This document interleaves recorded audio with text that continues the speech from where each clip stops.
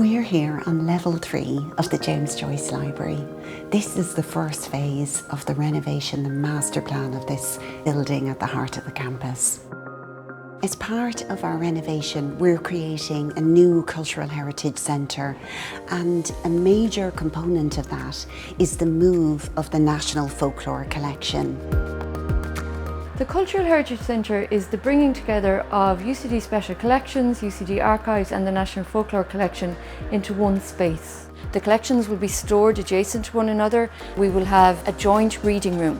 As a user, when you come to UCD's Cultural Heritage Centre, if you want to look at something from the National Folklore Collection or you want to look at something from UCD Archives or Special Collections, you'll be able to see them all in the one space in the new reading room.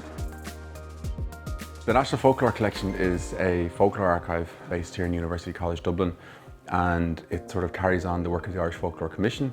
We're across a footprint of 19 rooms where we have approximately 4 kilometres worth of collections that are in those spaces. Our remit is to collect and preserve and make available items of Irish folk tradition, folk custom and popular tradition. We have multi-format collections as opposed to just paper archives, so we would have a lot of early audio material from wax cylinders, acetate disc recordings, magnetic tape, wire recordings, and then more recent audio formats, mini disc and born digital recordings.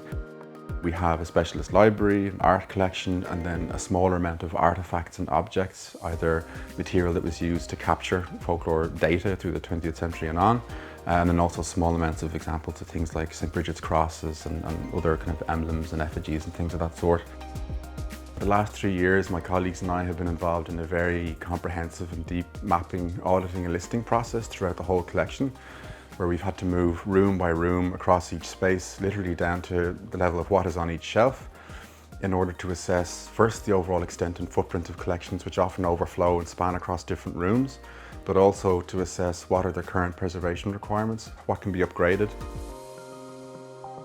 The National Folklore Collection will have its own purpose-built archival store, environmentally controlled, where we'll be able to preserve all of our collections and improve their care.